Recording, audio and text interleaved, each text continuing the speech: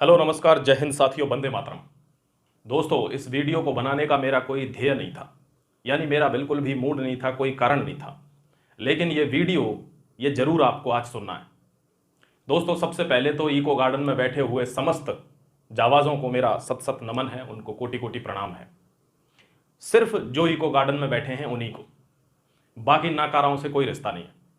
मैं बहुत ही 4-5 पॉइंटों पे बात करूंगा, ज़्यादा वक्त आपका ख़राब करूंगा नहीं। और हो सकता है इस वीडियो के बाद मैं इस मुद्दे पर वीडियो भी ना बनाऊं, ये भी हो सकता है, ये मुमकिन है।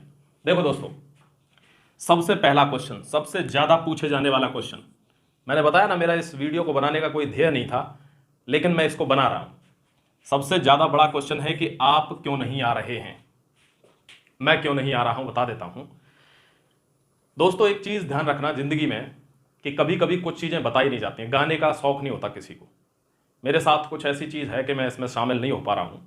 दूसरी बात, एक काउंटर आर्ग्यूमेंट ये है कि मान लो मैं शामिल हो गया, अज्यूम कर लो ये चीज़ कि मैं शामिल हो गया, तो क्या क्या उखाड़ लोगे तुम। अरे नाकारा हो, तुम जैसे बेशरम और तुम जैसे गिरी हुई सोच के लोग मैंने अपने जीवन में नहीं देखे।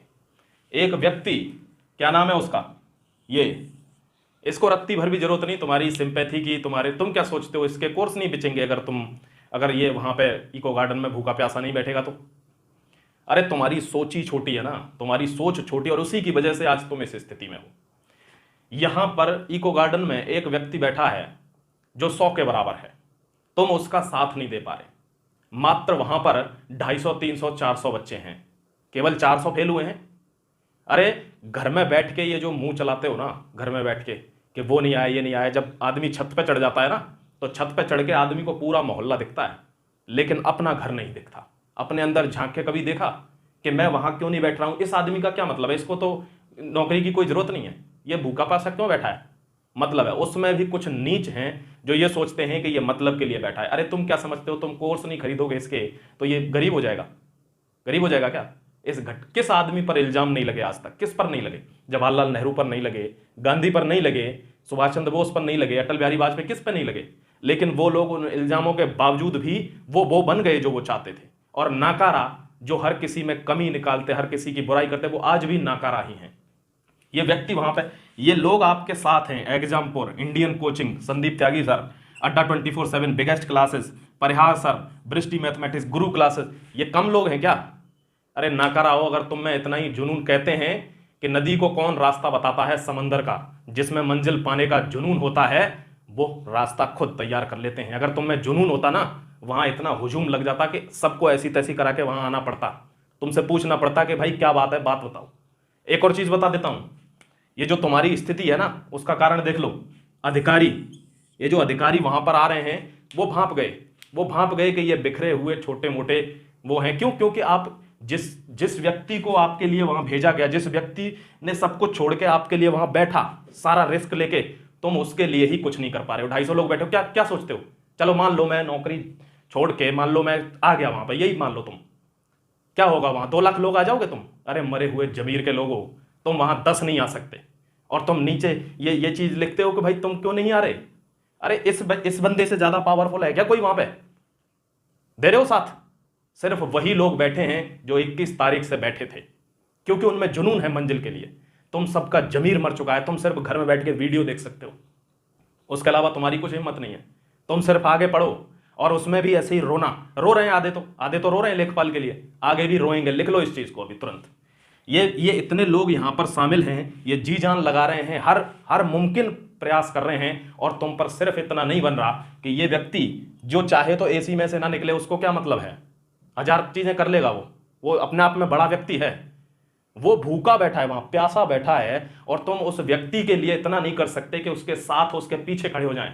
आज मेरे बस में होता ना, मैं उस व्यक्ति के पीछे खड़ा हो जाता और कहता कि चाहे सारे लोग चले जाएं, मैं नहीं जाऊंगा। अगर मैंने पेपर दिया होता और मुझे इस धांधली में इतनी बुरी तरीके से मैं फंसा होता।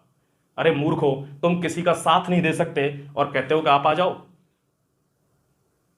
तुम्हारी स्थिति इतनी गमगीन हो चुकी है। अगर आज भी ठान लो ना, और कल की तारीख में वहां पे 5000 से 10,000 लोग भी आ जाए ना, आज ही जांच होगी, कल भी नहीं, आज ही जांच होगी। लेकिन है क्या मादा, नीचे लिखते हो कमेंट में, Vivek sir you are great, Vivek sir we are with you, ये वी आर विद यू है? अरे लिहाज खा जाओ यार तुम। We are with you, we are with you वो होता है जब जाके वहां पीछे खड़े हो जाओ कि सर कोई हो ना हो, हम खड़े हैं, आप हमारे लिए आ गए, यही हमारे लिए बहुत बड़ी बात है। आज न्याय हो जाएगा। लेकिन मैं इतना इस चीज से इतना हताश हूं, निराश हूं कि मैं तो अगर मुझे एक छुट्टी भी लेके एक दिन वहां आना पड़े ना, मैं आऊंगा और मैं आके सिर्फ विवेक सर को यह कहूंगा, सर ऐसे बुजदिलों के लिए, ऐसे नाकारों के लिए आपको आमरण अनशन की जरूरत नहीं है। आपका अनशन तोड़वाऊंगा उनका और उनसे कहूंगा कि आप अपना काम करिए, आप अपने काम पे ध्यान दीजिए, नाकारों के चक्कर में क्या करोगे? यहां पे 200 लोग से ऊपर नहीं बढ़ रहे वहां पे, और फेल हुए हैं 5 लाख। अरे शर्म खा जाओ यार। किस मुंह से तुम लिखते हो वी आर विद यू? जब भी मैं कड़वा बोलता हूं ना तो आग लग जाती है, क्योंकि तुम इसके लायक हो, तुम इसके लायक हो। तुम्हारे कानों को सिर्फ चापलूसी की आदत पड़ गई है, समझ गए? जो व्यक्ति वहां मौजूद है उसकी कदर नहीं तुमको, कि इतनी संख्या में वहां हुजूम जुड़ना चाहिए कि अपने आप गवर्नमेंट कहे कि हाँ इनकी बात सुननी है। 500 लोग नहीं बैठ पा रहे वहां पे, 500 लोग, 200 लोगों में वो व्यक्ति फिर भी बैठा है। देखो हिम्मत, देखो उसकी मादा, देखो। बब्बर शेर की उपाधि ऐसे ही नहीं मिलती है।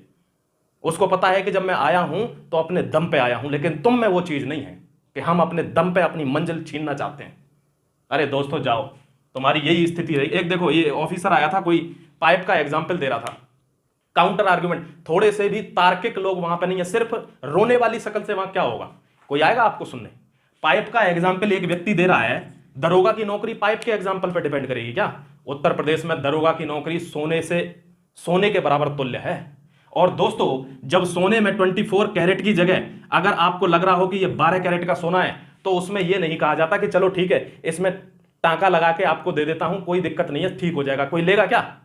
दरोगा की नौकरी सोना है, और सोने में 24 में 22 कैरेट भी होता है तो उसका रिप्लेसमेंट होता है। रिप्लेसमेंट, इसकी जांच करो, इसको रिप्लेस करो, समझे? पाइप का एग्जांपल, पाइप तो 10 लगा दो तुम, क्या फर्क पड़ता है पाइप का? ये ऐसी जॉब है क्या पाइप के बराबर की? अरे दोस्तों एक चीज बता दूं आपको कि क्यों इस पे अब तक आवाज नहीं उठ रही है, ये चीज भी जान लो, समझो इस चीज को। ये टेक्नोलॉजी है ना, ये बहुत ग्रो कर चुकी है, सिर्फ नाम है डिजिटल इंडिया। आज भी आप जानते हैं आधा से ज्यादा लोग कंप्यूटर चलाना नहीं जानते।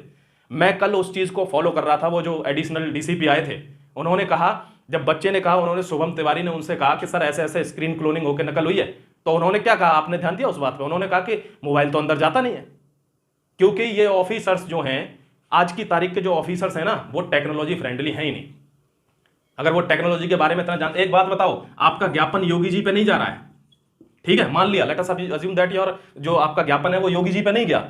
योगी जी ने क्या किया? उन पे बात पहुंच गई कि ऐसे ऐसे कुछ हो रहा है, ये अधिकारी योगी जी ने बुला लिए। ये अधिकारी वहां जाके क्या जवाब देंगे? आप बताओ ईमानदारी से।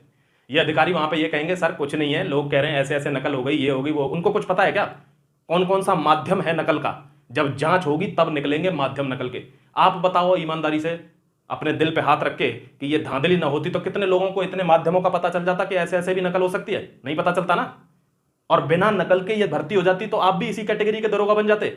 हर कोई टेक्नोलॉजी फ्रेंडली नहीं है। बीइंग एन इंजीनियर बता रहा हूं इस चीज को, टेक्नोलॉजी बहुत ब्रॉड वो है, सब्जेक्टिव क्वेश्चन। तो वो वहां जाके ऑफिसर जो भी जाएगा वो वहां जाके यही कहेगा कि सर कुछ नहीं हुआ है फिलहाल। तो फिर योगी जी क्या करेंगे कि ठीक है, छोटे मोटे धरने तो चलते रहते हैं। आपकी संख्या ही कुछ बदलाव कर सकती है। अगर संख्या बढ़ा सकते हो तो वहां पे बढ़ा लो, वहां पे दूसरे के कंधे पे बंदूक रख के मत चलाओ कि तू आजा तू आजा।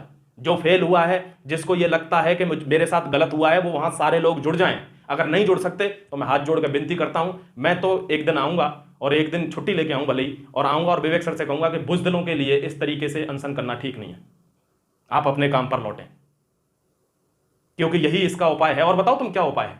चलो मान लो मैं ये इस चैनल अब जीतेंगे के आने से ही सब कुछ होगा क्या?